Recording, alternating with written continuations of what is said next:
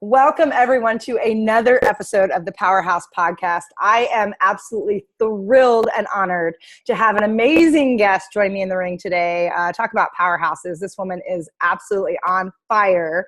So before I even get started and get dug in, let me just real quick introduce and say hello to my friend, Tracy Repchuk. How are you, Tracy? I'm awesome. Thanks for having me, Candy. Absolutely. And I'm going to tell you a little bit more about what makes her a powerhouse. But again, remember, this is our space to have the big, courageous, connected conversation. This is where we're redefining the definition of leadership, because it's all about how you choose to show up, how you choose to serve, and how you choose to take personal responsibility in that space. So without further ado, as we jump into our show, let me tell you a little bit about what makes Tracy just so phenomenal, besides the fact that I just think she's absolutely fabulous. She is a 7-time international best-selling author, including 31 Days to Millionaire Marketing Miracles from Wiley Publishing. This woman is seriously an authority on so many levels. She is a world-renowned speaker in over 37 countries, including keynote in China at the Global Leaders Economic Summit for presidents, heads of states, and CEOs for technology. I told you she is a powerhouse. Award-winning entrepreneur, writer, and speaker since 1985. At the age of 19, when she started her software company, including awards from Senate Assembly, the White House Presidential Award from President Obama.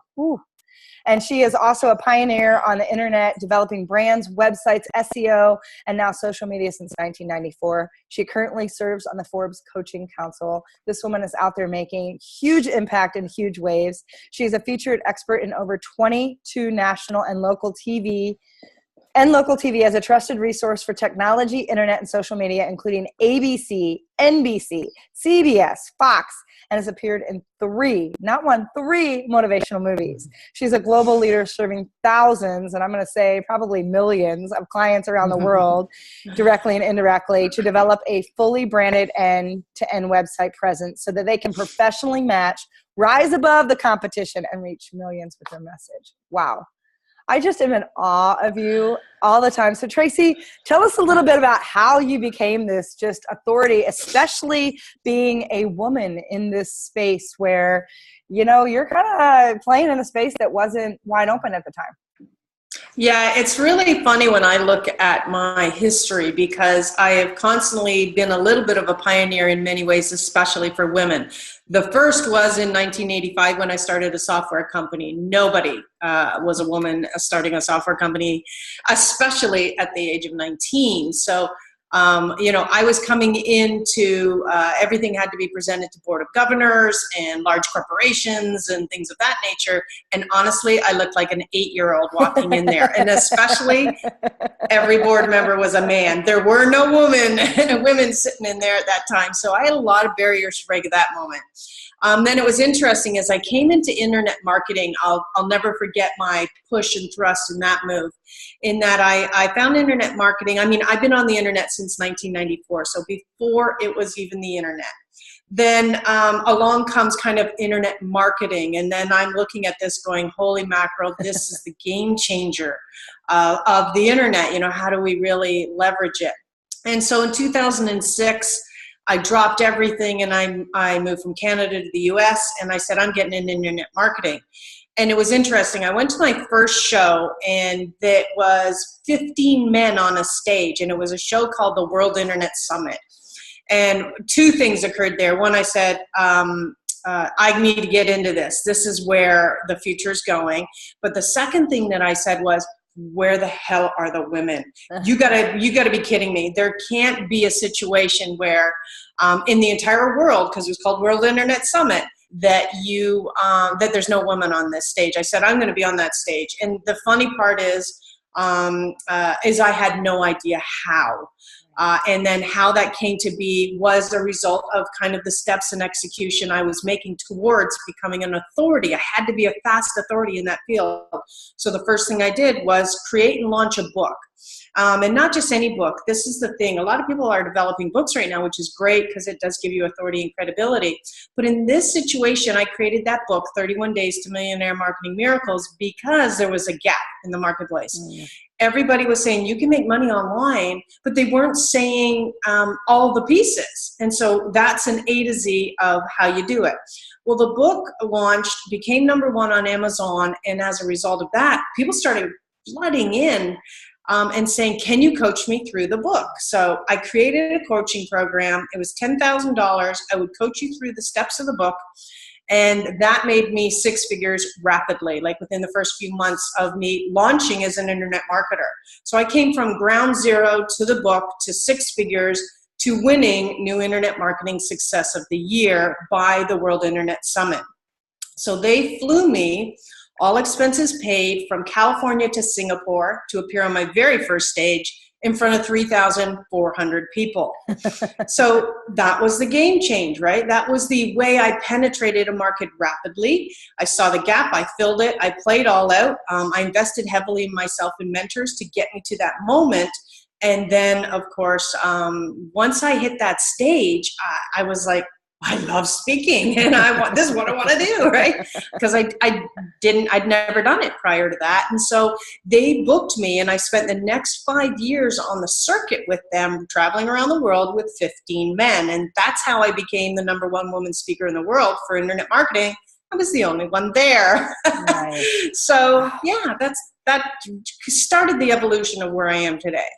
Well, and I mean, such a powerful story on so many levels. There's some things that I really want to hone in terms of that journey that you had, because I think not only your demonstration to really powerfully stand in that space of, okay, there's a gap missing and I'm going to be someone that can play at this table. And I think we forget sometimes, when we're looking at our opportunities, to think about what's going well in the industry, what's not going well, and where's the gap. And when we can address all three of those and bring our unique kind of thumbprint to the table. But what I love is the courage that you took, because Tracy, I know you, and you are absolutely fabulous. You are a powerhouse. You are someone that just takes charge and jumps in and goes all in. But I also know the vulnerable side of you. And I know the fact that, like all of us, you have your moments where the monkey mind and the stuff and the chatter and the fact, I spent 20 years in a male-dominated corporate environment, so I get the game. I also know how you show up, that sometimes people go, yeah, Tracy, that's great for you, and you got it all figured out, but I can't do that, and I'm not that strong, and I don't have courage. Talk to us a little bit about some of the journey in terms of decisions you had to make, or where you tapped in when some of those doubts or some of those fears or some of those big what ifs showed up that could have been debilitating, but instead were the opportunity for you to use them as a catalyst to propel you forward. We'd love to know a little bit about that on your journey as well. Oh, that's a great question, because there's actually 3 elements that I apply in my life during those moments. Because first of all, what people don't know about me is I'm an introvert. Everybody thinks I'm an extrovert because, I can sell, I sell from the stage, I speak on the stage, etc. Here's the thing though, I had to get over that. I am a technology geek who sat in the back room programming. I graduated as a computer programmer, and that's kind of where it all began, right? I didn't move to the front of a company or the front of anything until I had to. And so in the beginning, I had to step up and get in front of that board of governors, or programs and trainings weren't going to be sold. And then, of course, into the internet marketing arena, that spot wasn't going to be filled unless I stood up and took it. And so there was all these moments, and throughout that, it was an incredibly difficult journey, especially being on the stage with, like you say, very male-dominated, and not really because of the audience. The audience loved me. It was actually an internal thing that would often go on. I literally had speakers trying to sabotage me, it was like incredible that there wasn't this often camaraderie of support going on. There was literally a whatever. And so during those stages where, I could be humiliated from the stage, I was berated from other speakers from the stage that were part of my own community, I had to step into my faith and knowingness that I had to be here. was not comfortable for me, but as a woman and as who I am becoming and need to be, I had to be there. The second element was my spiritual practices. I had to apply those uniformly to really keep me full, because I was constantly getting emptied. And then really the other piece was training. And so, I would make sure that, I spent 25 grand on speaker training. I spent $25,000 on copywriting and a mentor to support me to be able to say what I need to say. All of this just became part and parcel of helping me stabilize my own foundation. Yeah, brilliant. Because a lot of people forget, and they'll say things to me about, well, you're just naturally gifted in that space, or you're natural. And some of that may be true. Speaking was always something that came natural to me. I was an extrovert by trade, and I'm actually getting in touch with my introverted side, because that was almost a big shock for me, was how much introversion, I guess you could say, that started showing up. The more and the bigger stages I got on, I found I needed to replenish completely differently than what I used to. Because it used to be about being out with people and recharging with others. And then I realized by as much as you put out there, you've got to have that space to recharge back. And so what I find really powerful about that is, one, you really talk about that investment in yourself is really, you've got to be willing to put that investment out to say, I'm going to grow my skill set. I'm going to hone my skill set and be present with that. But the other two pieces that I really think resonate so profoundly are the fact that you talk about faith and knowingness. It's that sense and that confidence of knowing who you are and what you've been given. And I think that space of faith, where a lot of people do that, personally, I look at faith and trust being those absolutes that you either have faith and trust or you don't.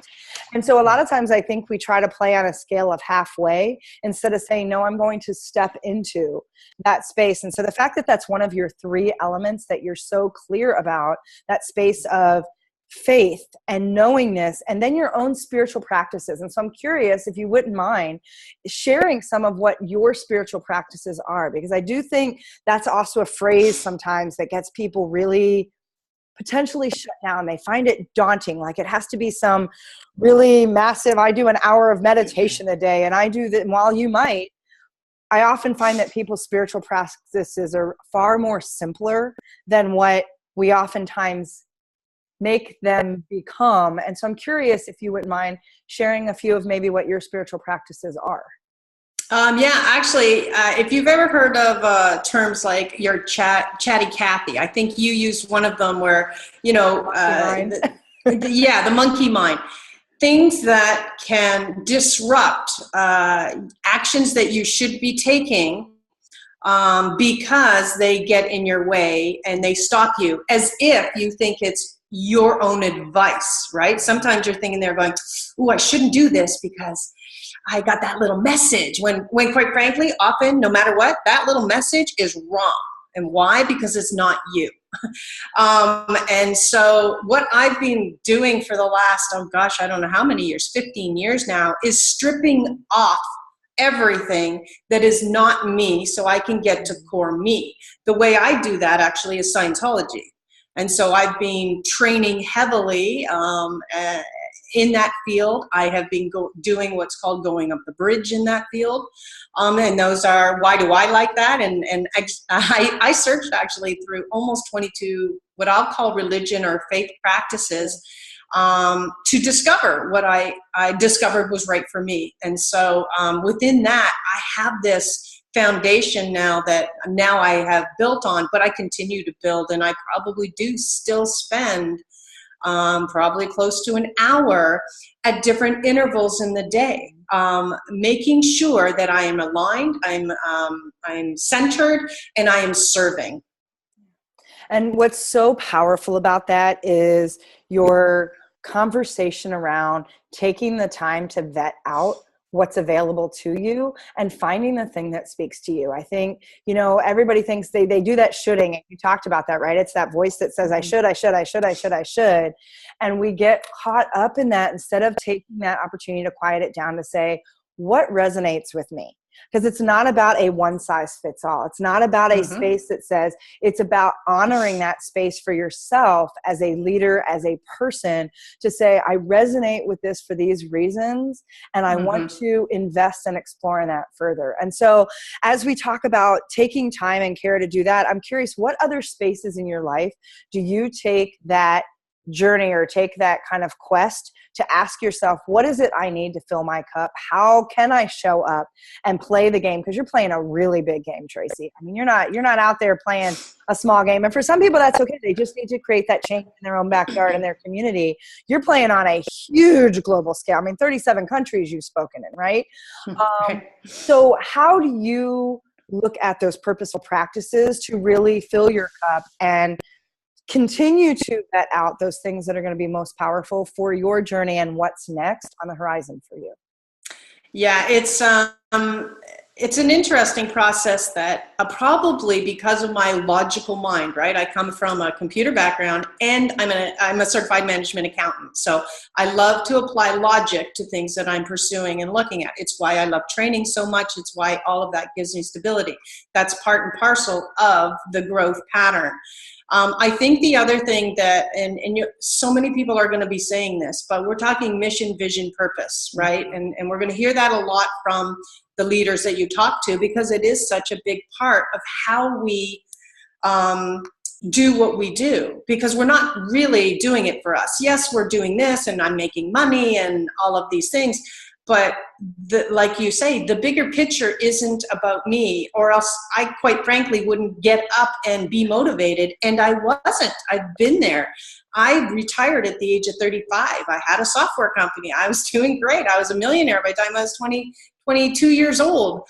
I had literally pulled myself almost out of the game.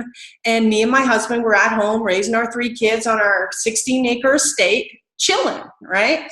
But I got that knock, that said, excuse me, you were put here for a much bigger purpose. Get off your frickin' deck and get back out in the game. And it was a very funny wake-up call where I literally was, oh my God, I'm not fulfilling my purpose. And so that is, part and parcel of what motivates me every day. What also motivates me is knowing what my purpose is, the big picture. Like you say, this is about global and economic, morality and ethics and no war and restoration of education, abolishment of drugs that are harming, mistreatment of the elderly. It just goes to so many elements that I want to be a part of repairing in this planet, because quite frankly, I would have been a part of the problem, whether this life or many others.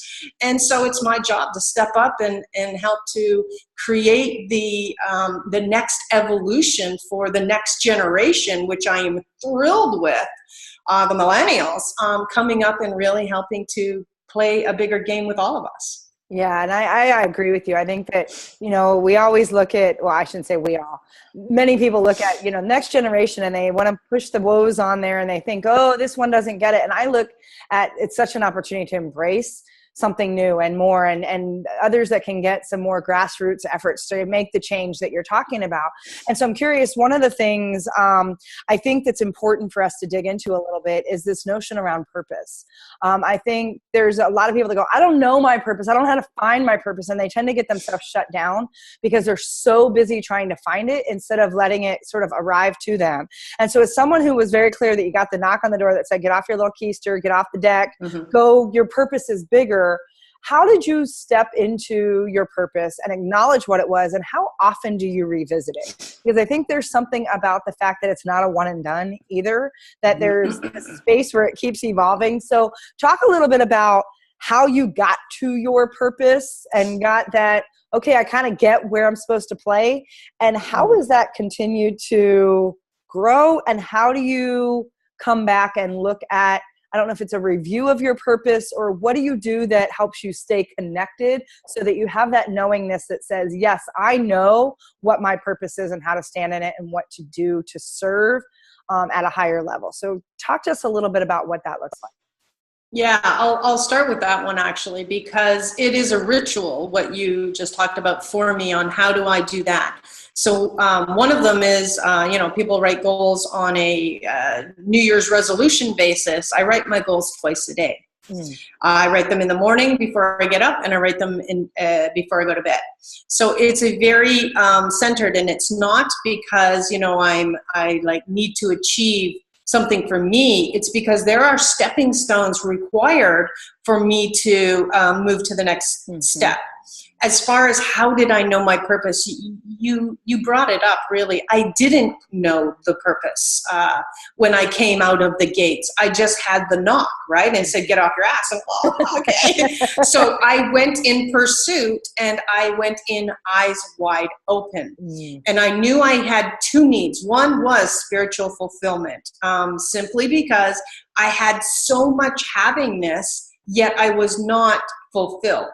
Right? There was a big gap in the whatever you want to call it, satisfaction. I was happy. We had a great family. Everything was perfect, but it wasn't perfect from a spiritual standpoint. It's perfect from the mankind standpoint. Right. And so I got the knock, and I responded eyes wide open. And that's where I started to look. Where's the gaps? Where do I fit into this picture? And it evolved organically in the beginning. It was like, okay, yeah, man, I really resonate with that. Yeah, I agree with that. And so I started to pull in pieces that started to make me feel whole, purposeful, and on track. And then all of a sudden, the whole picture came in place. It was like, oh, I'm not here for this little dot. I'm here for this, right?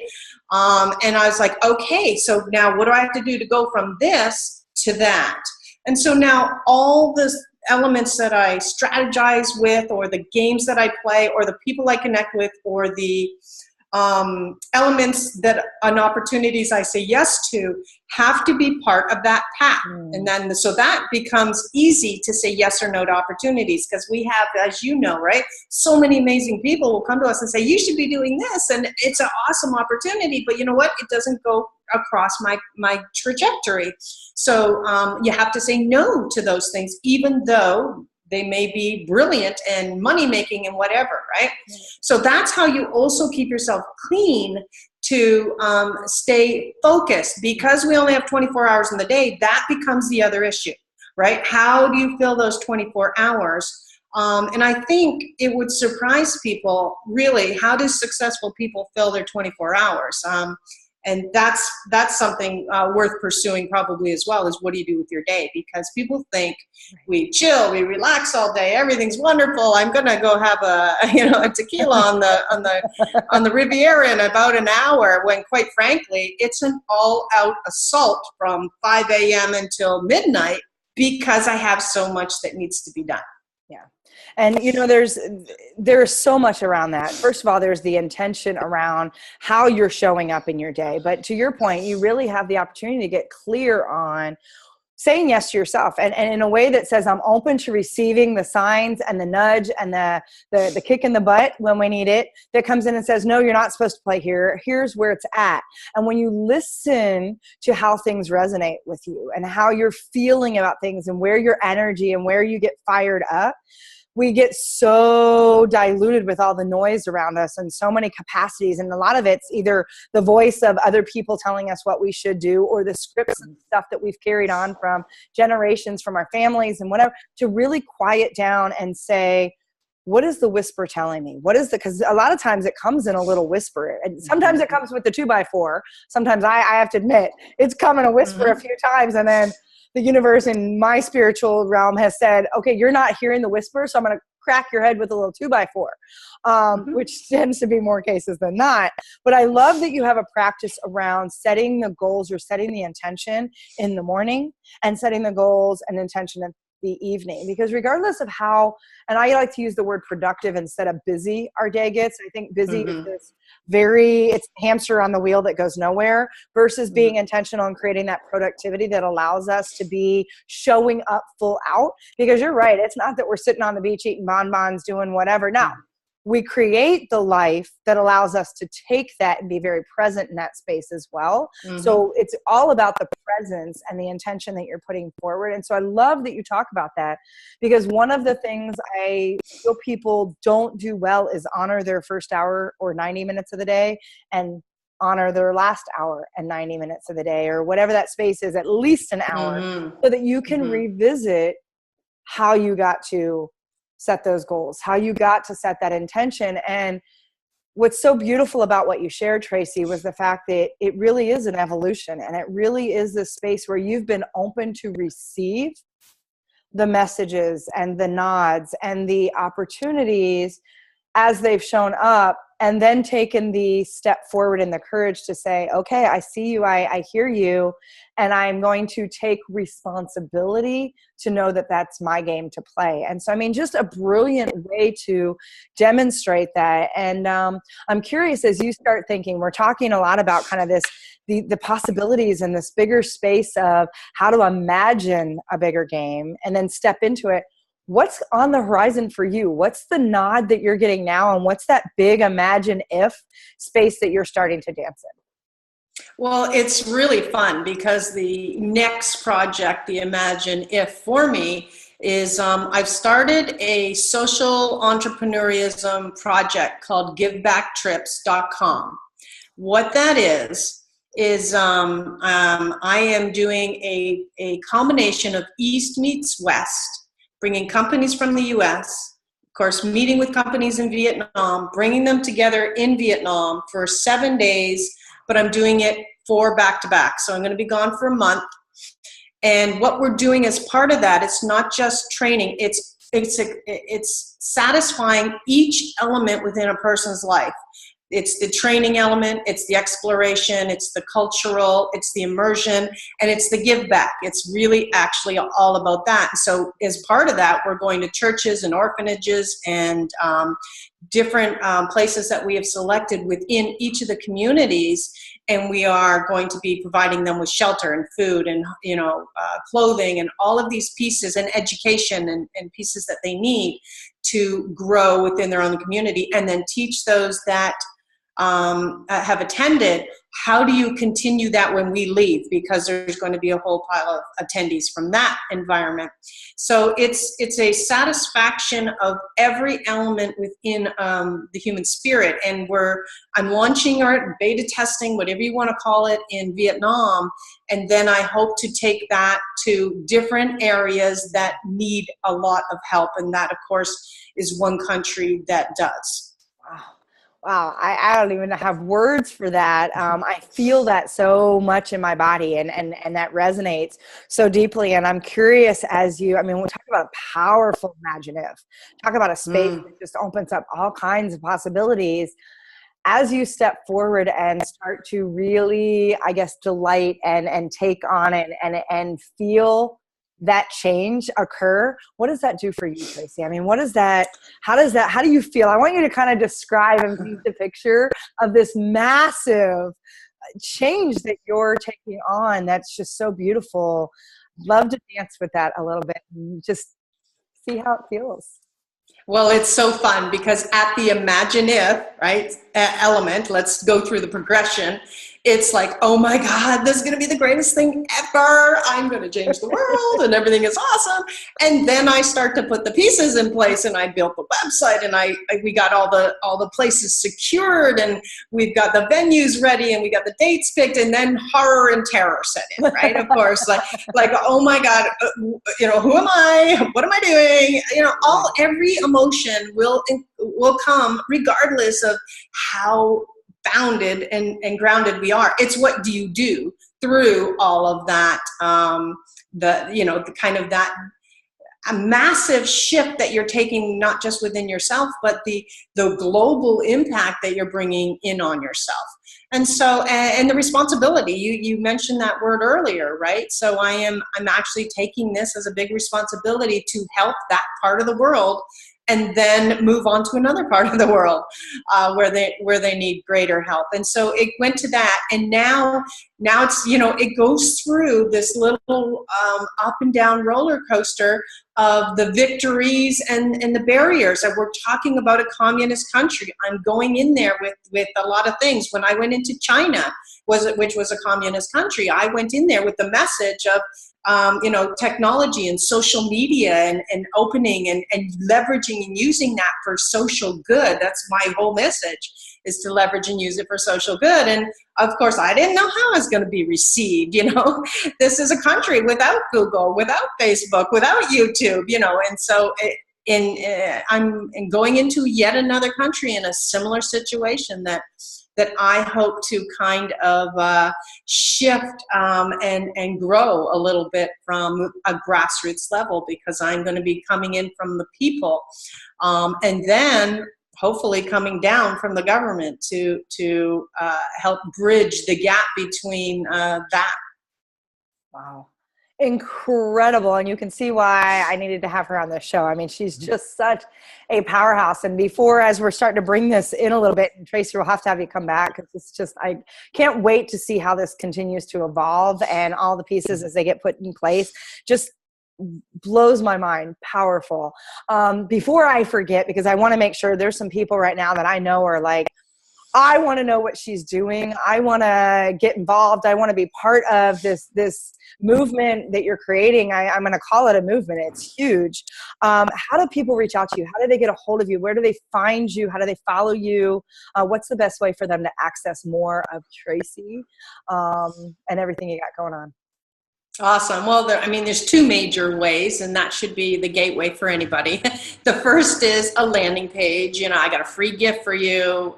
Go to fastactionresults.com and enter my community. That's the gateway actually to access to me, book a call with me. All sorts of things can happen when you say yes to getting a deeper kind of involvement with myself from that perspective.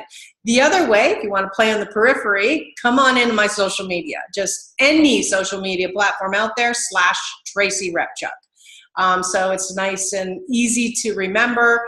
And then for anyone who's interested in a social entrepreneurial kind of experience, a 7-day blow your flipping doors off experience, check out givebacktrips.com, or see what I'm doing, or become a sponsor, or invite friends, or be part of the movement and talk to people about it if that is something that resonates with you. Yeah. Wow. Yes. And that's givebacktrips.com. That's also Fast Action Results to become part of Tracy's community. But if you're looking for her on social media, just know it's Tracy with a Y, and it's Repchuk, Repchuk. I absolutely think you need to get on, follow her, see what she's doing, play in that space, because she's such a dynamo. She's got so much passion. You can hear it resonating. You can see it from her if you happen to watch the video right now.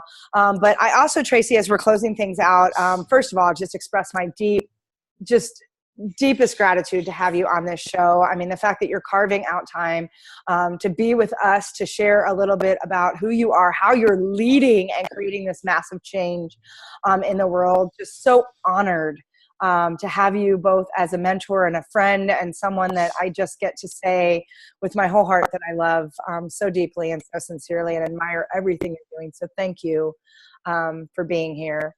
And also would love to hear if you had a last kind of nugget, or a way that you want to, leave this audience and plant a seed to help them take action or think bigger.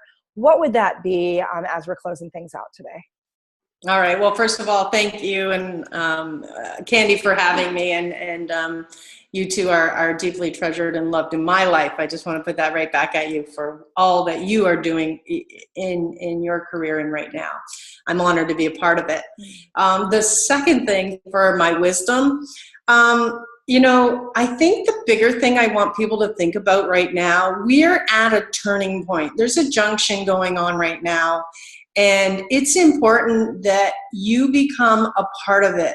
So I believe anyway, and I have from a very, very young age, when I had a near-death experience at the age of 3.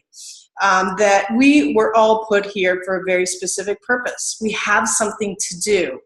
And that always is outside of your comfort zone, and, and so I want you to start evaluating things you're passionate and excited about, and then you draw back from because it feels too big for you.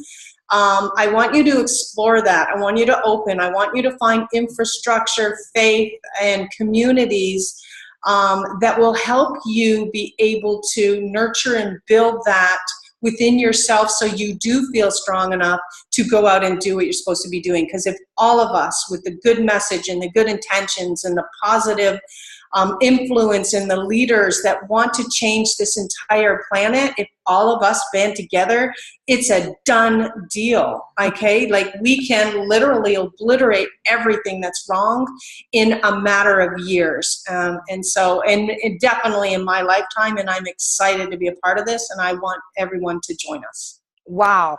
And I say amen to that. Hallelujah, whatever, because I absolutely 1000%, which isn't even really a statistical number. My feet kicked in my head. Wonderful, wonderful way to remind us all that we have an opportunity to create that change. Every single one of us has that ripple effect. And to your point, we are at a very critical turning point. We are an opportunity for each one of us to step up and take that responsibility to truly say yes to yourself, to destroy all of this noise that we've created around us, and to ask ourselves how we choose to show up, how we choose to serve, and how we choose to be a leader with great purpose, great passion, and great intention. And so I sincerely thank you, Tracy, for your words of wisdom, for your insight, for being with us today.